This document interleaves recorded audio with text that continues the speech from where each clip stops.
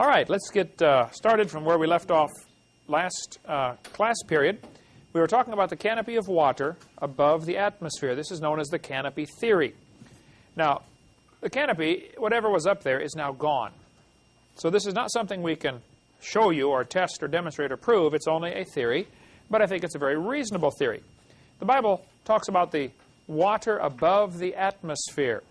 It mentions it in Psalm 148 as waters that be above the atmosphere, above the heaven, meaning there might still be a canopy of water above the stars. Since nobody knows how far it goes, we'll have to just wait till we get to heaven and figure that out. I forget what one guy said. Well, what if it isn't up there when you get to heaven? I said, well, then I'll try to get the message down to you, wherever you are at the time, to tell you about it. Well, definitely, the Earth today has 6 distinct layers, and everybody does rocket scientists or earth science or atmospheric science will tell you, yes, there are 6 layers to the Earth. It's a good thing, too. The layering to the atmosphere, we have an ozone layer that blocks out certain things, and each of these layers does different things for us. For one thing, just the thickness of it is an insulating blanket that burns up most of the stuff coming in from space. Meteors, etc., they burn up in the atmosphere. Without that, it'd be just like the moon. You know, the full force of the meteor hits, you get nothing to slow it down. They say about 5 meteorites hit the Earth every day that are as big as maybe a softball. Since the Earth is 70% water, of course, 70% of them land in the water. Occasionally, people get hit by them. It has happened. Buildings get hit by them more frequently. But this canopy, that's, I think, alluded to in the Bible, and we'll give you the evidence for and against the canopy theory tonight. If there was a layer of water above the atmosphere, certain electromagnetic frequencies cannot penetrate water. Visible light goes right through, radio waves go right through, but ultraviolet light and X-ray radiation cannot penetrate through water. So the theory goes that this canopy above would do several things for the Earth. It would increase the air pressure, and it would filter out the sunlight and give you none of the harmful effects of the sunlight. So this, to talk about the canopy theory. The Bible also says there was a layer of water under the crust of the earth. It says in Psalm 136, "To him that stretched out the earth above the waters." You never hear that verse preached on, and I don't know how long it took me to catch that that's in there, but I thought, wait a minute. He stretched out the earth above the waters. What is this saying here? Now, some idiots have tried to say, see, the Bible teaches the earth is flat and it's on top of a layer of water. That's not what it says. It doesn't say the earth is flat, does it? The Bible clearly says the earth is round. Psalm 24, "The earth is the Lord's and the fullness thereof, the world and they that dwell therein, for he hath founded it upon the seas and established it upon the floods." There's another verse indicating when God first made the world, it was built on top of a great body of water. So there must have been more water inside the earth. Now, those who object to the canopy theory, the biggest objection they get, and I talk to many people who do not like the canopy theory. I shouldn't say many. There are a few creationists who don't accept the canopy theory. They will say the reason is if you had enough water up over the atmosphere to rain down and cover Mount Everest, the heat generated would cook the world. Now, see, when moisture turns to water and condenses, it releases heat. If you're turning water into moisture to boil it, it absorbs heat. So when something changes from a solid to a liquid to a gas, there's a heat exchange. So when going from a vapor to a liquid is called the latent heat of condensation. That might be a good bonus question. Latent heat of condensation, it releases heat. Even though it turns to water and it falls down and it feels cool when it hits you, it's actually released heat to go from the vapor to the liquid state. You have to release heat, you have to take heat away to get something to go from a liquid to a solid state. Freezing. Okay, so here's their objection. Enough water to cover Mount Everest condensing would fry the world. What are the errors in that logic? You're assuming you have to cover Mount Everest. Mount Everest wasn't there, right. And all of these straw men, these scoffers set up, are easy if you look at it. Wait a minute, Mount Everest wasn't there. The Bible says in Psalm 104, during the last part of the flood, the mountains arose. The mountains weren't there. What's the second problem with this? They're assuming all the water came from up above. Well, the Bible clearly says the earth was founded upon the waters, and that's where most of the water came from. If you read Genesis chapter 7, same day were all the fountains of the great deep broken up, and the windows of heaven were opened. So here, we have, it says the rain was upon the earth 40 days. But if you keep reading in Genesis chapter 7, you'll see the water kept coming up for 150 days. Obviously, it's not all coming from above if it's only raining for 40 days. So they always set up a straw man and say, see, all that water to cover Mount Everest would produce so much heat. And they do all these elaborate mathematical calculations, and they're correct on their calculations about how many joules of heat would be, or energy would be released. And that's all correct, but they've got a straw man set up. Yeah, you're right. It would fry the earth. However, all that water didn't come from above. It only rained 40 days. And probably an awful lot of that rain during that 40-day time was being recycled because the climate was all messed up. You'd have had evaporation and a rainy cycle started. Some of it might have come down as rain from when the fountains of the deep broke open, the water shooting up into the atmosphere, and it's raining down. So I don't know how much actually came from the canopy. You'd only have to have... People argue about the thickness all the time, so I hesitate to give a number. But most people say somewhere between 4 and 10 inches of ice would be sufficient to produce the effects of filtering out the radiation. Now, what held it up there is the other objection. I don't know. I don't know anybody who knows. There are a couple of theories about it. Several planets today have vapor canopies that cover them completely. Venus is covered by a cloud cover. Clouds, of course, are 100% water, and they float just fine. If you get water droplets small enough, the surface area is so great compared to the volume, they simply can't even fall. You have to have something to stick to get enough mass together so they can fall. And you have drizzle droplets that form into, I forget the sequence, drizzle droplets to some other kind of droplets, cloud droplets to, maybe it's other way, cloud droplets to drizzle droplets to rain droplets. They have to slightly get bigger and bigger, and then pretty soon they fall. Well, most of the water, I think, came from inside the crust of the earth. So the fallacy in the argument is they're assuming all the water comes from the canopy. Not true at all. Most of it came from inside the earth. The earth today still bears scars. The San Andreas Fault, the Mid-Atlantic Ridge, that crack right there is a crack that was 46,000 miles long. Runs completely around the world, like a seam on a baseball. And it's a real crooked path, which is why it's 46,000 miles long, and the Earth's only 25,000 miles across around. But this rip is probably one of the places where it ripped open. I read an interesting article about somebody who was up in a skyscraper when the 1906 San Francisco earthquake hit. They happened to be looking out the window of their skyscraper, and they saw the ground about 20 miles away. The whole city, the ground and everything, was rippling like a wave. Everything's just lifting up and dropping back down. And they saw this wave come, and all of a sudden their building went and everything fell down, and they survived it. But they described this as seeing the ground itself waving, just like the oceans. Yes, sir? I was in an earthquake that literally saw the ground go like that. Yeah, it just goes up and down. I've only seen pictures of it. I've been in 2 minor earthquakes, never been in a big one. But if they say when one of the earthquakes that hit the San Andreas Fault, they checked how fast is the crack moving. If the ground cracks here, how long does it take before the crack moves 100 miles away?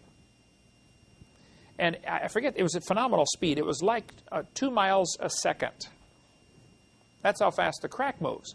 If you have a tightly stretched cloth, you stretch a cloth real tight, all of a sudden it begins to rip. How long does it take the rip to go all the way down? Well, it depends on all sorts of factors, how tight is the cloth and how much pressure is on it, stuff like that. But the ground in earthquakes will rip at incredibly rapid speeds. So, according to Walter Brown, this crack probably circled the Earth in a matter of less than an hour. 46,000 miles. I've seen high-speed movies they take of balloons popping. You get a balloon and you make one hole in one spot. How long does it take for that crack to go all the way around the balloon? Not too long, right? It happens pretty quickly. Or an eggshell breaking. How long does it take for the crack to circle the egg? That's the kind of effect you would have here with the fountains of the deep breaking open. And the Earth today still has what are called continental plates. And when you study Earth science, you study the different plates. It's interesting that most of the volcanoes, represented here by the red dots, most of them are on or near a fault line. And so their conclusion is, well, the fault line is causing the volcano. Maybe so. I don't know. There are a couple other theories. You want to read something very fascinating. You need to get Walter Brown's book, In the Beginning, and just read through that, his explanation of what's called the hydroplate theory, about the magma being trapped when the fountains of the deep broke open. And that's still causing volcanoes today. And the likely place for it to come out is where one of the cracks are. San Andreas Fault, I remember standing right on top of that when I was in Lompoc, California. I was driving through the country and I went over the San Andreas Fault. I stopped, and you stand there and you look down both directions and you see this massive crack. And you're thinking, I mean, up these mountains beside it are, you know, really big mountains. You're thinking, man, what if this thing had another earthquake right now? Pretty scary thought. My mom and I stayed in the motel in Alaska where they had the 1964 Alaska earthquake. It happened 30 feet away from this hotel we were in. We were up on the 13th floor, I think. The church put us up in this motel, you know. And you look out the window, and they said what happened. The whole section of the city dropped down 30 feet. So they just smoothed it out and planted grass, and now there's a hill there, where before it was just flat ground. We were just looking out the window, looking right down that hill, just 30 feet away from here to that, you know, deck. San Andreas Fault varies all over the place. It finally runs out into the Pacific Ocean, just north of San Francisco. Where you were there with them. Did you go see Muir Woods when you were out there? Petaluma, just north of. You were there in just a few weeks ago, right? Yeah. They say California's going to drop off into the ocean. Well, first place, it's just a little piece of California that would be affected, and it's not going to drop off. It's going to slide northward. And that's not so bad, except when it slides, all the rock, you know, moves and everything falls down.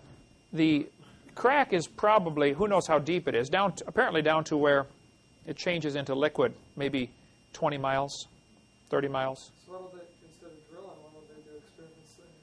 Well, there have been theories tested or attempted. There have been, theoretically, they thought, you know, the reason that earthquakes happen is because the plates are pushing against each other. You do an experiment where you get two blocks of wood or two things that are going to have a lot of friction, two erasers here. If I pull one down like this, they slide past each other. What if I push them together real hard and then pull down? When it finally builds up enough pressure, it jerks. If there wasn't any pressure holding them, it would just slide past each other. But the sliding will cause it to jerk if there's more pressure between it. So what you have here is two massive blocks of earth sliding, and as they build up pressure, and all of a sudden it jerks. It may only move a foot, but the energy released, you know, knocks down buildings for 50 miles. And sometimes they move side to side this way. Other times one drops down.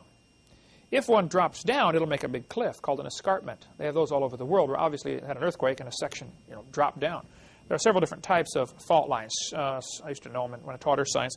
It doesn't matter. You won't need it for the quiz. Okay. Excuse me, Sam. Yes, sir. On that slide you just had there, what are we looking at as far as, are we looking at from an aircraft of many miles away, or are we looking at where, how wide is this crack? That varies greatly. I would say the total width of this picture at the foreground here where you're looking is probably 2 miles. It's taken from a high-altitude plane.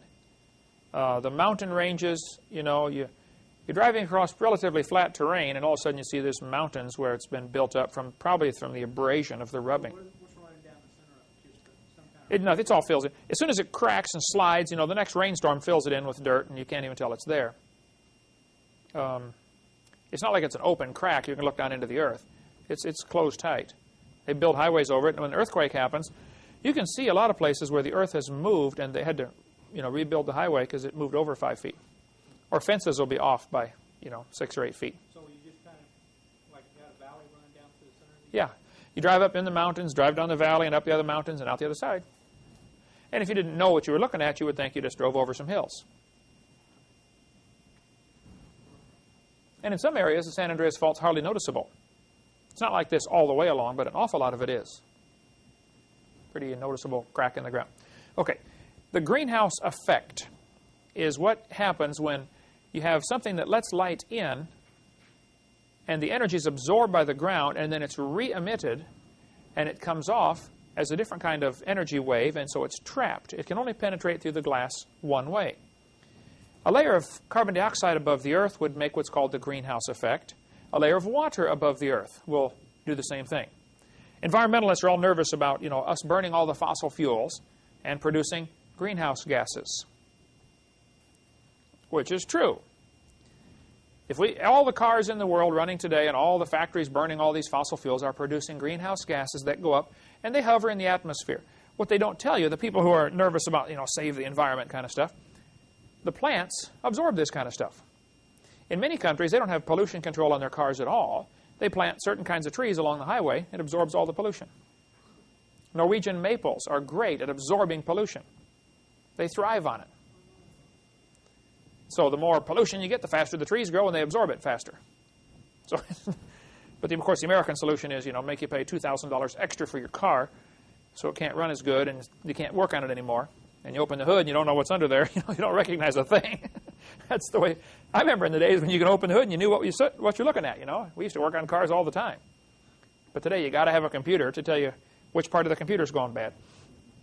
Okay, if the Earth had a canopy of water overhead, some of the scoffers or skeptics about the greenhouse canopy theory will say it'll cause what's called a runaway greenhouse effect. The heat just keeps getting hotter and hotter and hotter. This room has lots of windows in it in our gazebo. Before we had the air conditioner put in, you would get the runaway greenhouse effect in here. It could be 100 outside and be 140 in here because it just gets hotter and hotter and the heat can't escape. It has to do with the long wave, I believe it's long wave radiation. I'll get it backwards, I know, and somebody will write me about this. Heidi, you handle the call. Because I didn't look this up before the class, but I know where to look it up. Education is knowing where to look. It's not knowing everything. It's knowing where to find everything. It's either shortwave radiation comes through the glass and heats up the room, and then the long-wave radiation is emitted from that and can't penetrate back through. Is that the way it is? Shortwave will go through water. Long-wave will not. So that's what's called the greenhouse effect. Okay. Hope you're right, because I'll get calls on this one if you're not. I could look it up. Karl Baugh, and I get blasted by creationists for even mentioning Karl Baugh, but he's a great godly man. You haven't met him yet, have you, Eric? Next time you drive across Texas, stop and see Karl Baugh, because there's nothing to see driving across Texas. But he was pastoring a very successful church in St. Louis area, and he moved to Texas and bought some of the property where the footprints are found with dinosaur and human footprints together, and has a museum there. And he gets, he has his share of skeptics, like anybody trying to do something for the Lord. You get people who want to fight against you for some reason. But he's a very nice guy. He's a godly man, loves the Lord. And my philosophy is, if you disagree with somebody about something, call them and talk to them first, okay, if you can. So I've talked to Karl Baugh many times, been to his museum, and seen it in the middle of Glen Rose, Texas. But he's got an interesting book out called Panorama of Creation. Now, when I talked to Walter Brown, who's also a creation scientist, he said, I know Dr. Baugh very well. We've talked about this in great detail. And what he has here is some interesting speculation, but no hard evidence. Well, I understand that, and that's why we call it the canopy theory. Okay, I can't prove it to you, but it answers some basic questions. Scientists, by the way, I was recommending here that you do get Karl Baugh's book and read it if you're interested. It's about $10. Panorama of Creation. He thinks the canopy of water overhead before the flood would cause several interesting factors. It would be photoamplifier, which means they could see the stars better than we can. For one thing, if you ever look at, you ever been driving on the highway when it's real hot and you see the little lines coming off the highway? That's the hot air is distorting the light coming to you. Well, the air is 200 miles thick over our heads right now, and just looking at a star, the star twinkles because the air is bending the light coming from the star. That is known as atmospheric twinkle. It actually bends the light about 0.046 arc seconds, which, you have a degree and then 60 minutes in a degree and 60 seconds in a minute. So 0.046 arc seconds is not much, and who cares? Anyway, the light gets bent coming from the stars and causes the star to twinkle. If you compressed the air down to, say, 10 miles, 10 miles is still a lot. I mean, I get up in airplanes every week, and we never get over, 4 miles high or 5, maybe 6 miles high. 10 miles is way up there. So let's just assume that the canopy of water, or ice, whatever it was, compressed the air down to 10 or 12 miles. Now you have much less atmospheric distortion because the air is compressed. It's not free to move. And you have no weather patterns.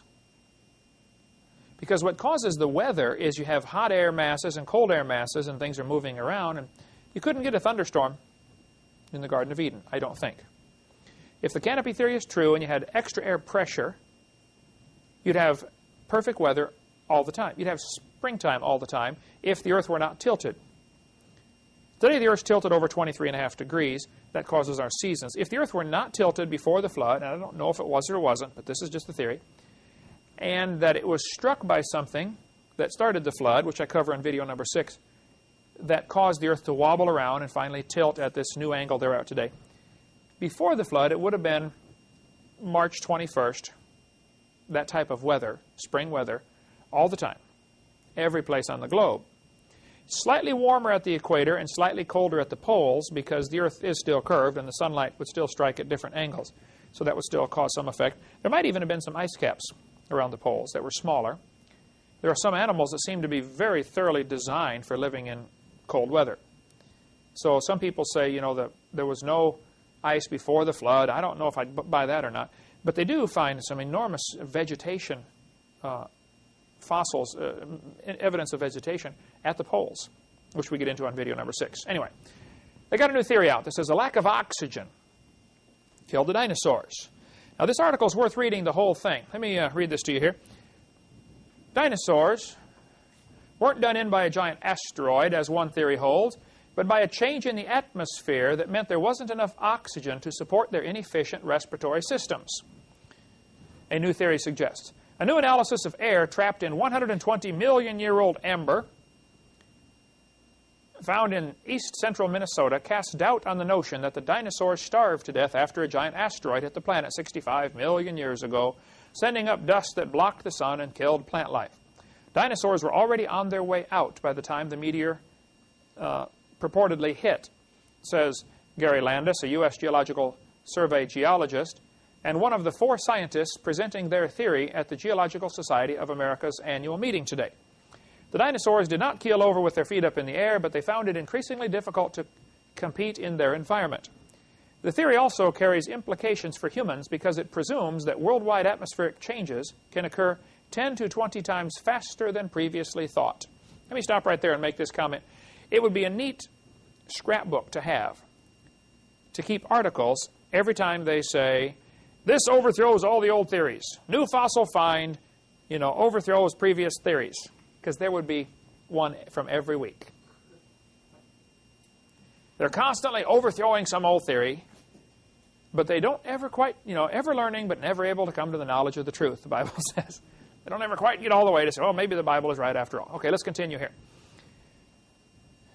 Landis and his colleagues tested air found trapped in the amber in east-central Minnesota. They found that the proportion of oxygen in the atmosphere fell from a high of 35% to a low of 28% within the relatively short time of between 300 and 500,000 years.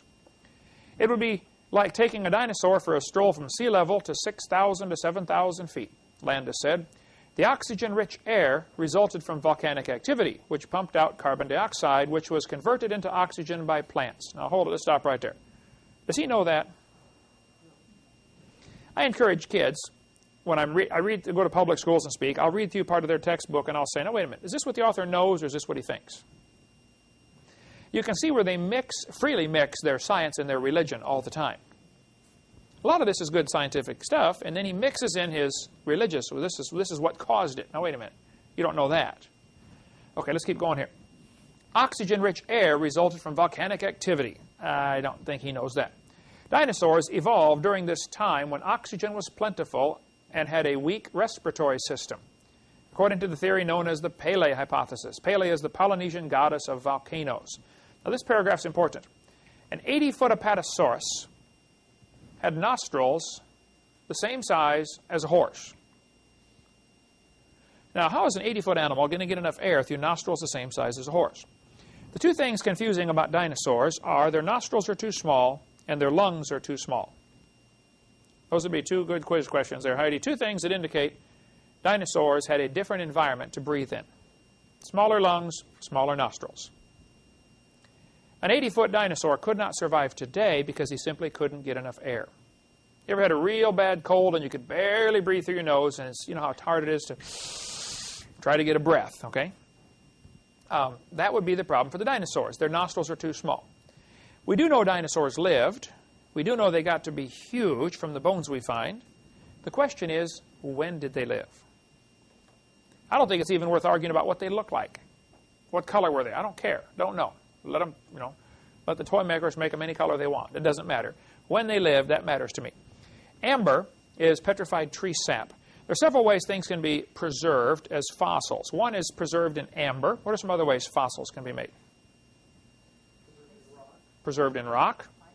Preserved in ice. Frozen in ice. Think of any other ways? Formaldehyde. Mummified. There have been things found mummified, just dried out. They died in a dry climate, and so they dried out, turned to like leather, and survived just fine. A lot of fossils we find are petrified by the mineral soaking into the bone. Some are just a casting of the animal. Animal falls in the dirt, makes an impression in the dirt hardens, but he rots. But you have the impression left behind. That's called an impression fossil. And who cares? Anyway, the insects trapped in amber, according to the article here, have 35% oxygen. Now, the air we're breathing right now is about 21% oxygen. This has been tested many times. You can take a candle burning on a little container with water around it, like get a big bowl, put a candle in there, and let the candle burn, and then put a glass over it. But don't have your glass quite touch the bottom of the bowl. Leave it up just a little. As the candle burns, it'll burn up all the oxygen, and it'll actually suck water up into the jar. How many have seen that before? And you measure how much oxygen's gone, and you find out about 21% of the air we're breathing is oxygen. You can also do this with a mouse on top of a little block of wood inside there, and as he breathes up all the oxygen, slowly it comes up, and the mouse, pretty soon he keels over. Then you have to do mouth-to-mouse resuscitation. But the air, apparently, from this evidence, we find the air before the flood was richer in oxygen. Now, if you combine these two possibilities, richer oxygen from pre-flood, of course, I believe the amber formed from the trees that were broken during the flood. When you break a tree, sap's going to ooze out, right? During the flood, you're going to get all kinds of broken trees. And you're going to get sap oozing out every place. Insects are going to come stick on the sap. Sometimes birds are found in petrified amber. Sometimes frogs are found. Insects are by far the most common. Interesting, all the insects they find are exactly like the insects alive today. And they will say, wow, isn't it amazing they didn't evolve at all in 80 million years? They don't even stop to consider that maybe they're not 80 million years old. They don't even stop to consider that. They know the evolution theory is true. This debate I was in a few weeks ago, I forget who it was now, but I said, what you guys have is a theory that you're convinced is true, but all you need now is some evidence and a mechanism for how it'll work. You got the theory down. Now you need some evidence and a mechanism. But it's just so ridiculous that they believe that stuff. Doubling atmospheric pressure and increasing oxygen does some neat things to your bloodstream. Your blood has little red blood cells in there that carry oxygen. When it's oxygenated, it turns red, and it goes through the lungs and picks up oxygen. And then the mechanism of how the body absorbs oxygen and releases oxygen is absolutely amazing. That would take billions of years to evolve, of course. And before it evolved, nobody lived. They all died while they were trying to evolve this complex oxygen transport system. But the oxygen, the red blood cells have a maximum carrying capacity. They can only hold so much. One of the problems with sickle cell anemia, which is a disease that only black people get, the red blood cell, instead of being shaped like a donut, it caves in so it looks like a sickle, like a part of a moon, a crescent moon. Now you have much less surface area, so it holds less oxygen. So a person with sickle cell is very likely to have a very difficult time breathing, or at least carrying oxygen to the body. And it's very often fatal, people with sickle cell. We had a girl, you don't remember her, Eric, you were too small, but a girl rode our bus in Illinois, in Kankakee. Her mother and her father were brother and sister. Her mother was 9 when she was born. Her father was 10. It was her incest. Okay. Well, she had sickle cell anemia. She rode our bus, sweet, godly girl, loved the Lord. She lived to be 13 years old and died. She was sick a lot during those 13 years and finally died at age 13. Sickle cell is where the blood cell collapses and it won't carry enough oxygen. But if you get enough pressure, not only will your hemoglobin and red blood cells carry oxygen, your plasma actually absorbs oxygen. Now, plasma is the juice that your blood is, the liquid part of the blood, not the solid part like the platelets and the red blood cells and white blood cells. It's the liquid part. You can donate plasma. Anybody done that before? Donate plasma? They stick a needle in, take your blood out, and they spin it in a centrifuge, I believe, to separate the solid particles, and they put those back in. They just keep the liquid part, plasma. The advantage of using plasma is it doesn't matter what blood type you are. If a soldier is shot on the battlefield, you don't know what blood type he is, well, give him plasma. That'll certainly help. You have about 1 pint of blood for every 15 pounds of body weight. So a 150-pound person has 10 pints of blood, a little over a gallon. Gallon and a quart. So if a guy's been shot and he's already lost, 4 pints of blood, he's only got 10. It starts to get pretty serious pretty soon. Anyway, under double atmospheric pressure, plasma gets oxygen saturated. So I say in the seminar, before the flood came, if you had double the air pressure and increased oxygen, you could run for hundreds of miles without getting tired. As your body gets depleted in oxygen, you begin to cramp up, especially your body if you can't carry away the lactic acid from the muscles. That's what causes cramps. And who cares? It's not biology class. But anyway, Jessica McClure, and there's still a controversy today about how she ended up down in that well. She was 18 months old. There were 2 neighbor kids, I believe neighbor kids, that were 5 and 6 years old playing over there. Some people think, they shoved her down the well. Because how do you get an 18-month-old kid down in an 8-inch pipe?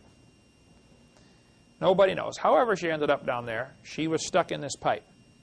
Maybe how many saw the movie about Jessica, baby Jessica stuck in the well? They've played it on TV a couple of times.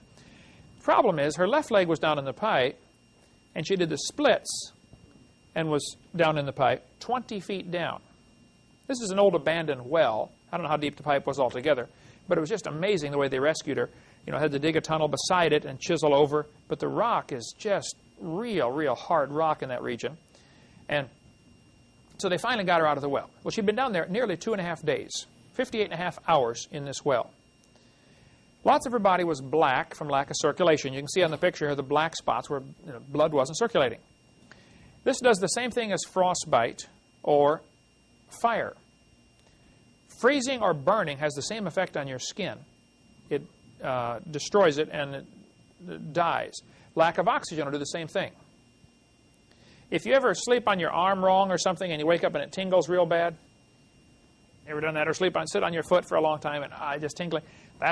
You've cut off the blood supply and the lack of oxygen to the tissue there. Well, Jessica, after being in the well for 2.5 days, they said, we're going to have to cut her leg off. One doctor said, well, hey, before we cut her leg off, let's put her in a hyperbaric chamber for a while.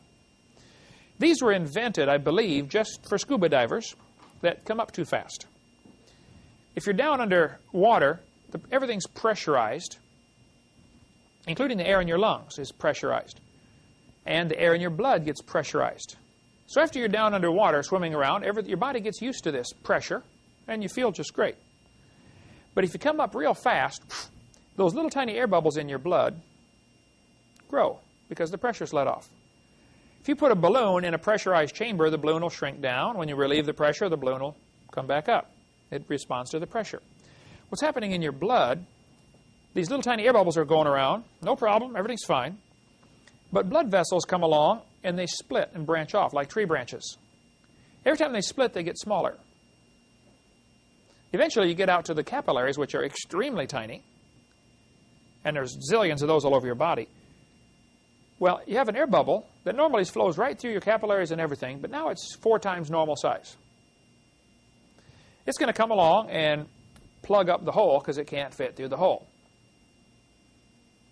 Well, wherever that blood was going is now not getting any blood. And so what ends up happening when a person gets what's called the bends, they get so many of these thousands of little air bubbles all over in their body, it's plugging up capillaries or arteries every place, and it shuts down their circulation. The heart's still pumping, but you shut the valves off. It can't go anywhere. And so you got two solutions. Get them cold. In the old days, they would take scuba divers that come up too fast and got this disease. They call it the bends. They would put them in ice, put them in a bathtub full of ice. What happens to air when it gets cold?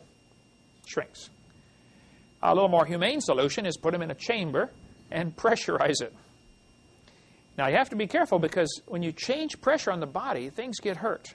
Your eardrums, little piece of skin with air on both sides of it. You build up pressure on the outside, it's going to pop in. You build up pressure on the inside, it's going to pop out. Now, to equalize the pressure, anybody know what the little names of the little tubes are that help equalize the pressure in your ears? Eustachian tubes.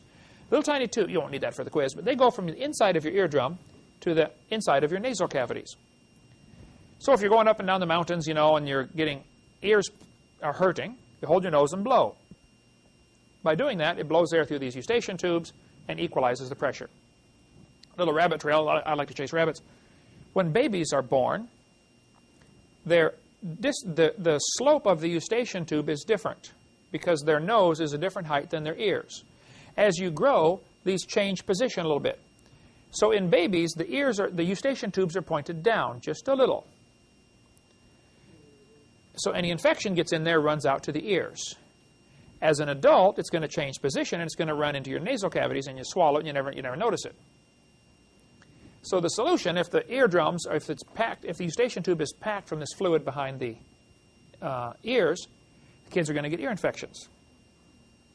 Any pressure changes, the eardrum stretches, and the kid screams, ah, because it's hurting. Your eardrum is stretching. Many years ago, teachers would box. They'd say, I'm going to box your ears. Come up behind some kid and bam, slap the side of his head. Now, what's going to happen?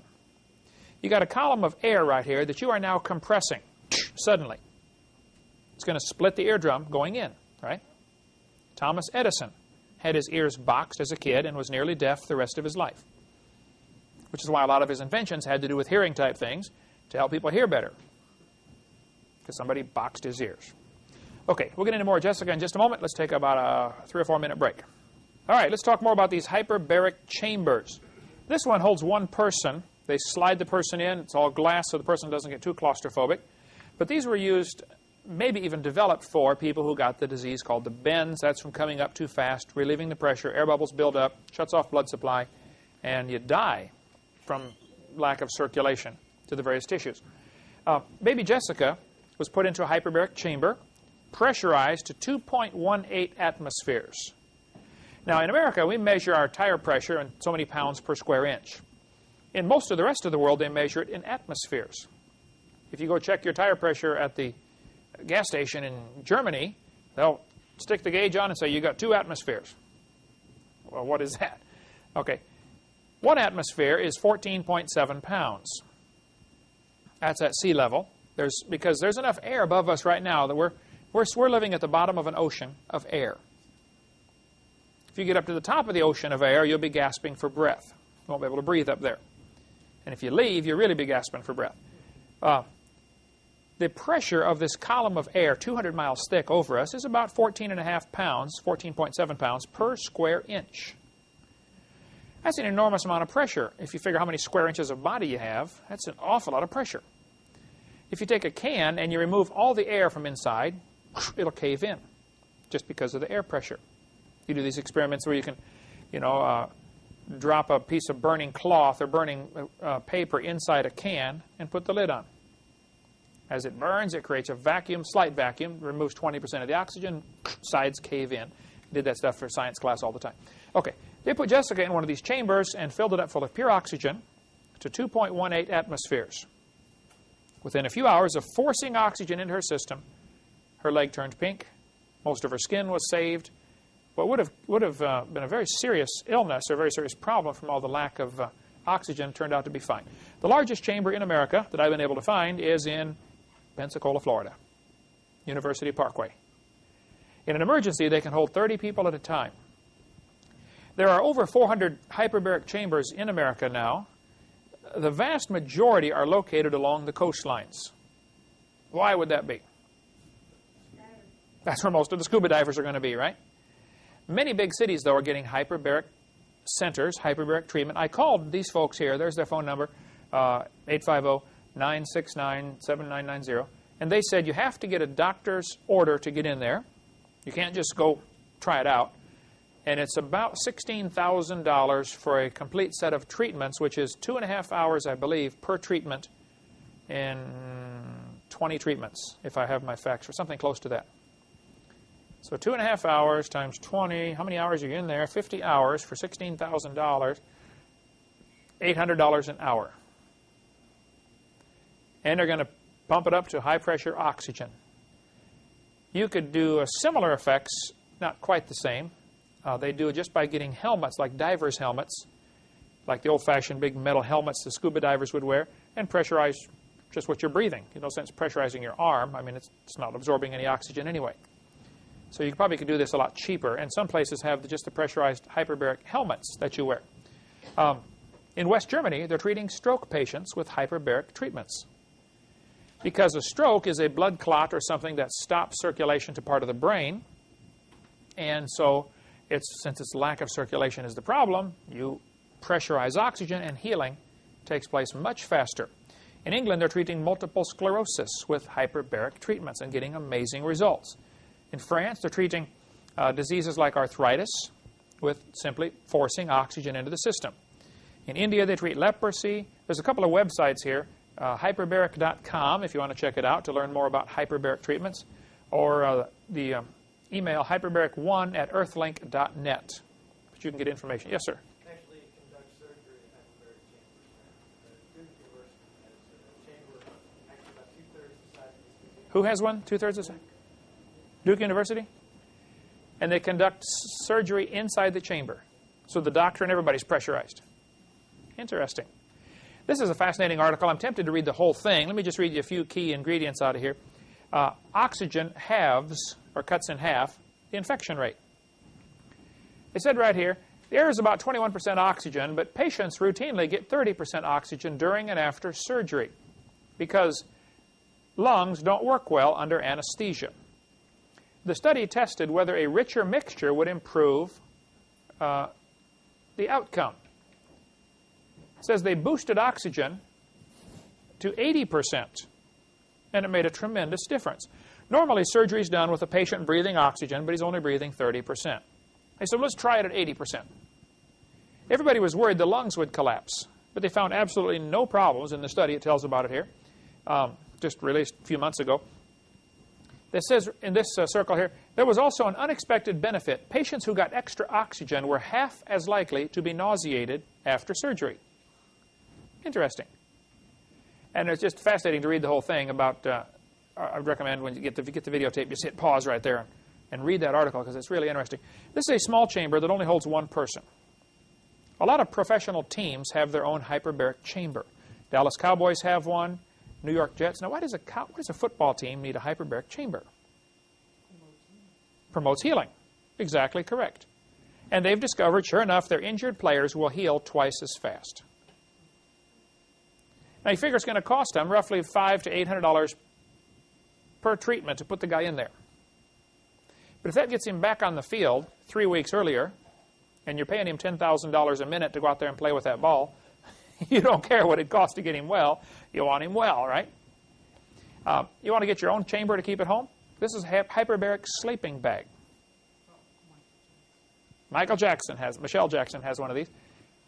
Says it's going to make him live forever. You can't quite get up to double atmospheric pressure, but you do get much higher oxygen. Well, it's got a little oxygen cylinder. It pumps it in. How do you get the pure oxygen? You can go to welding supply shops and get a bottle of oxygen. I got one in our bedroom. Remember, we had one for Mom. We just took the hose while she was, healing from this tailbone injury. We would just, sleep with oxygen just barely flowing, just to increase the oxygen in the room.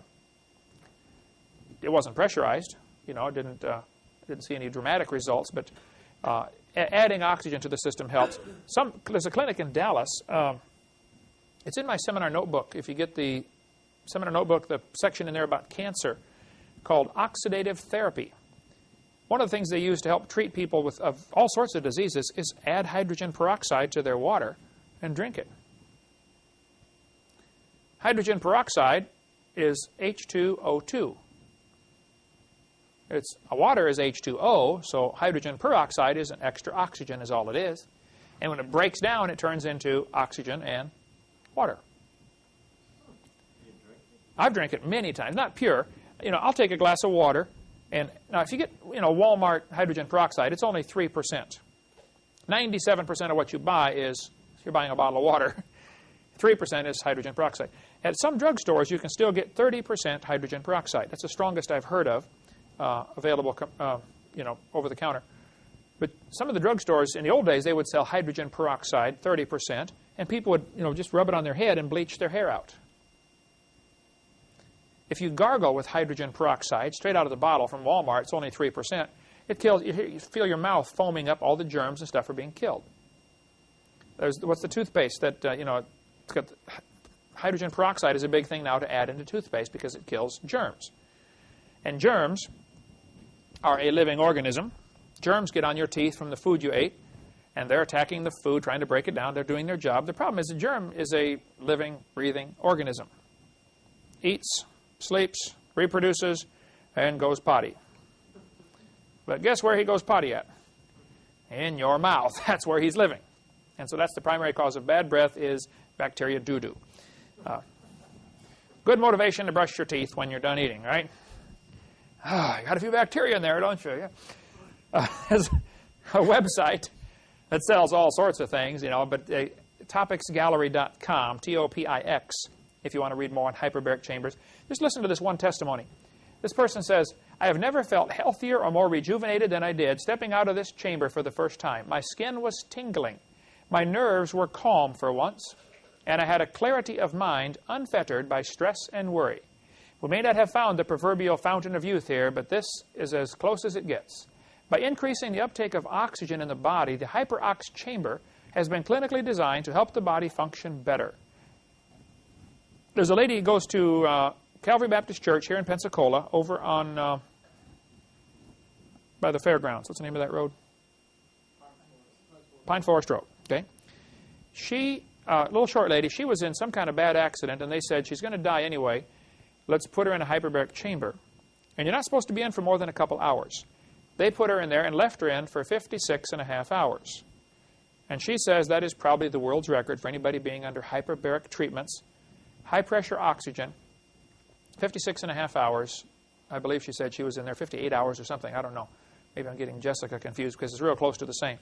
But she's fine today. No, not blind. They worried about extra oxygen causing blindness. She says, I have absolutely no side effects.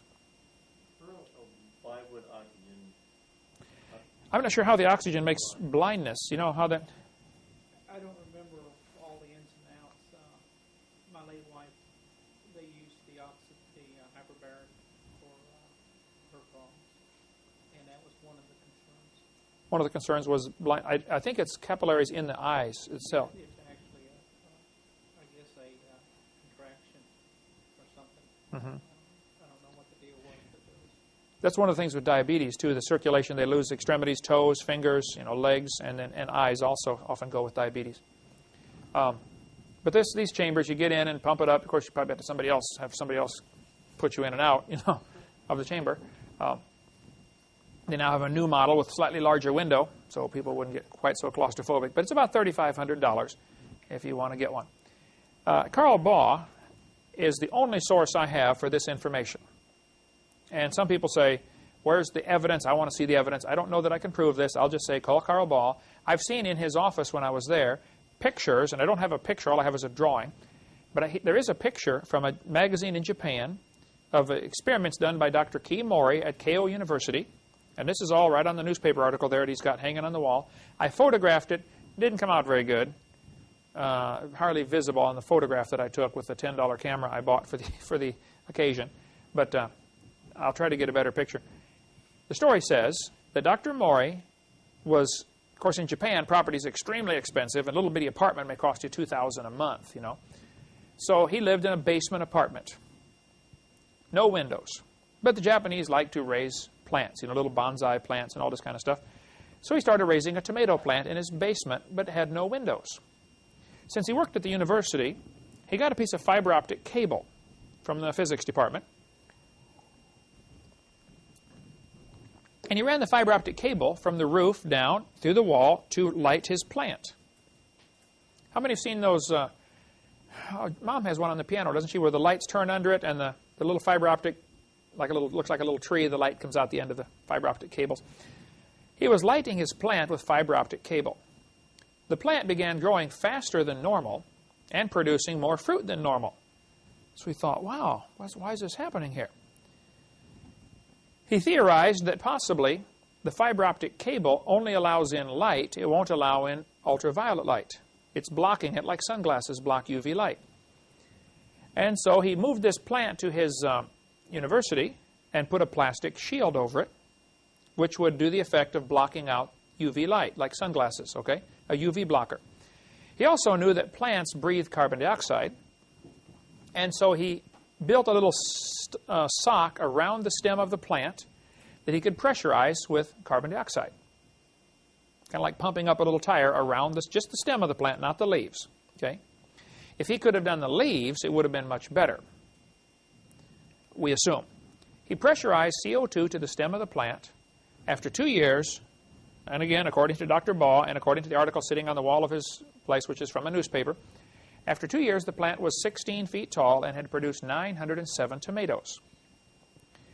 They moved it to a shopping center, built a bigger plastic shield over it, and again, they're only pressurizing carbon dioxide to the stem.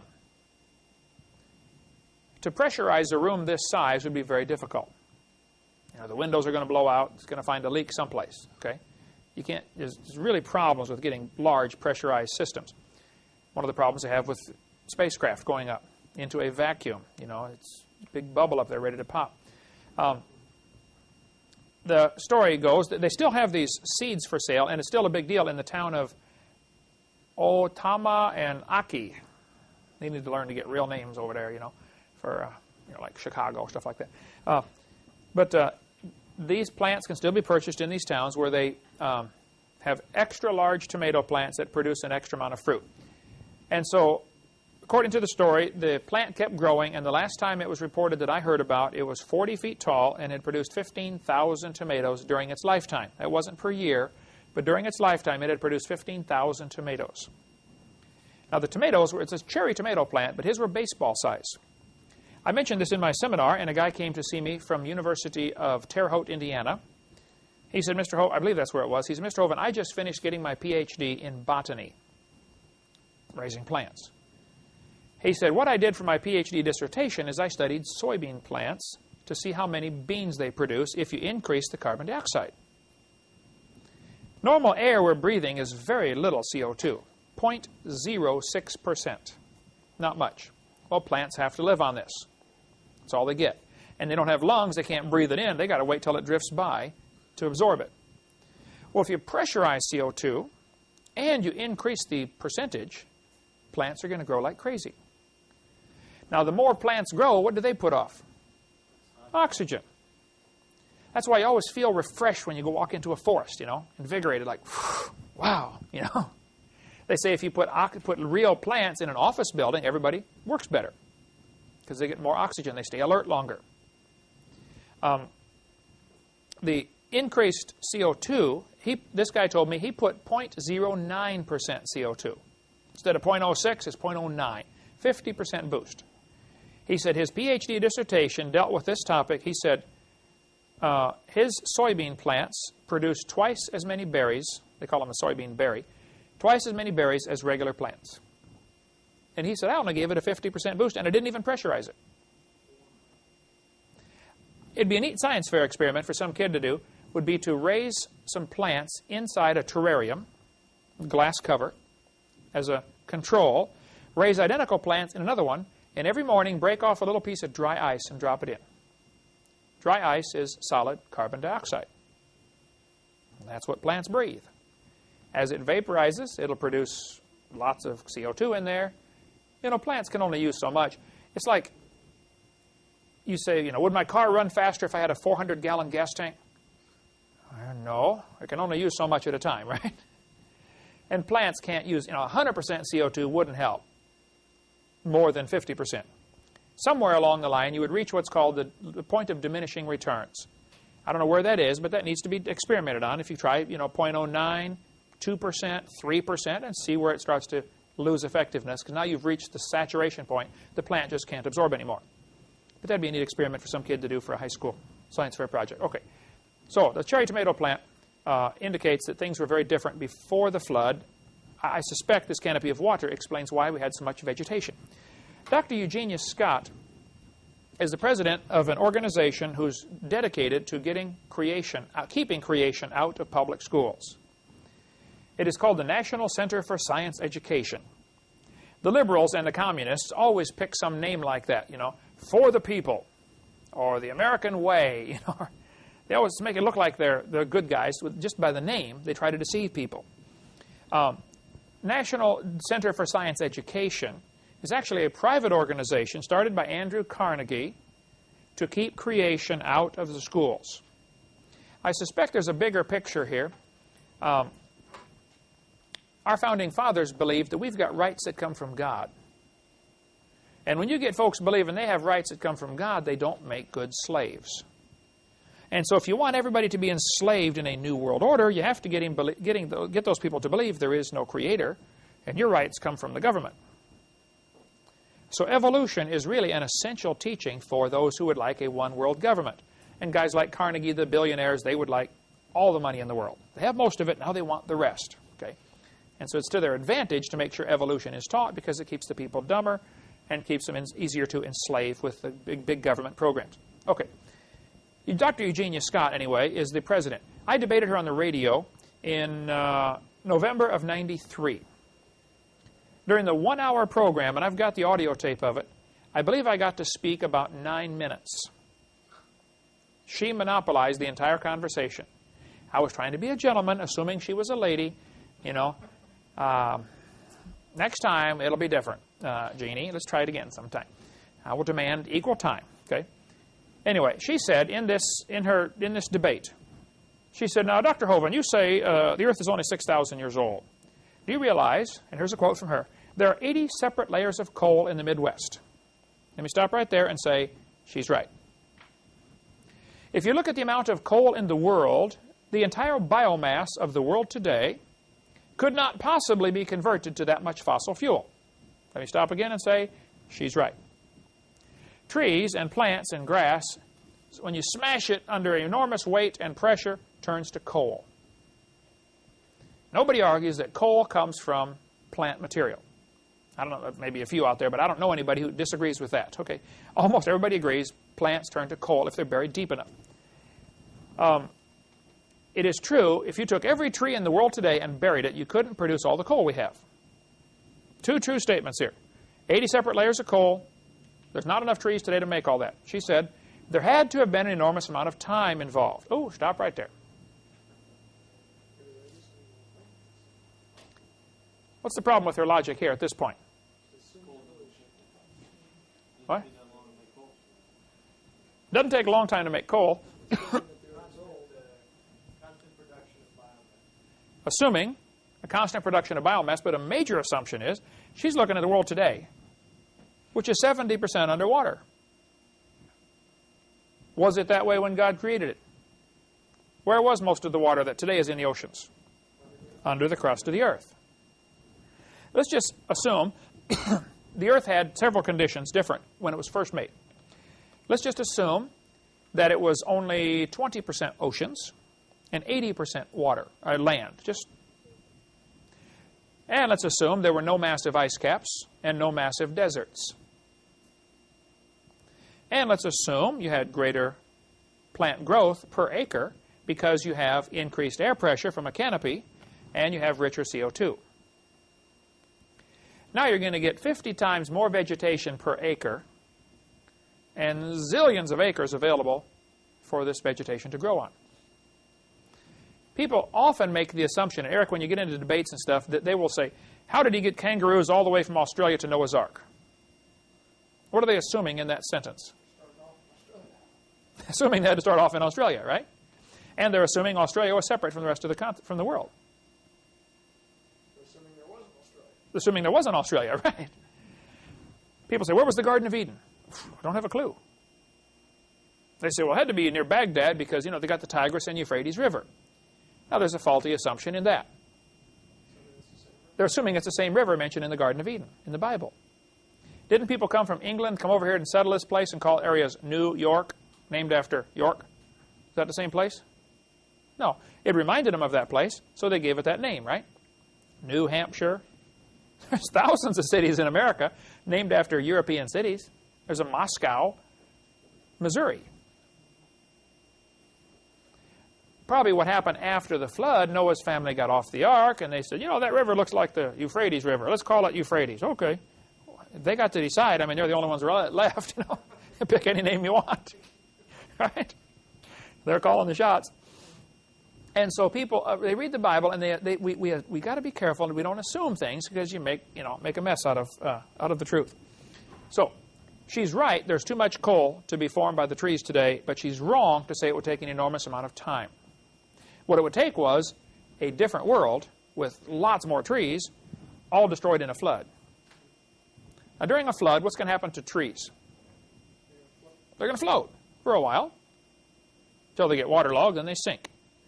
How badly torn up they are will determine how fast the water soaks in. What species they are determines, how fast the water soaks in. All sorts of factors involved here. But they're going to slowly settle out and form a layer of trees at the bottom of this ocean during the flood. Meanwhile, you've got more sediments dropping down because it's muddy water from the fountains of the deep being broken up, and it's going to cover these trees. Now you have another layer, what's called a log mat, a big pile of floating debris. It's going to float by and drop off another few hundred feet maybe of broken tree branches, leaves, etc. And that's going to coalify. And they find seams of coal up to 100 feet thick. The thickest I've ever read about is 120 feet. Have you been down in a coal mine yet, Eric? You went down in a gold mine, right? Up in Birmingham, a guy took me down inside the coal mine where he worked. We had to go down at 3 in the mornings to make sure, it was okay with the boss, because the third shift boss was a little more lenient because nobody's down there.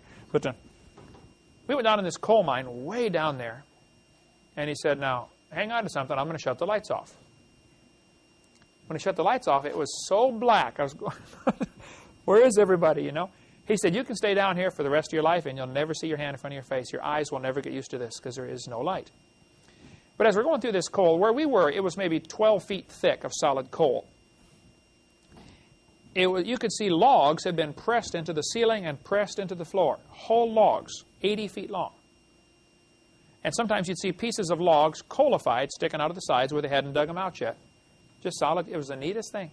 In the old days, they would dig coal out with a pick and shovel, and the guys got to see things that are found in the coal. Many years ago, they developed a machine that's about the size of this room, and the driver is 22 feet away from the auger that's grinding up, eating its way into the wall and putting it onto a conveyor belt and shooting. He never sees what's going on. He never sees the stuff coming out.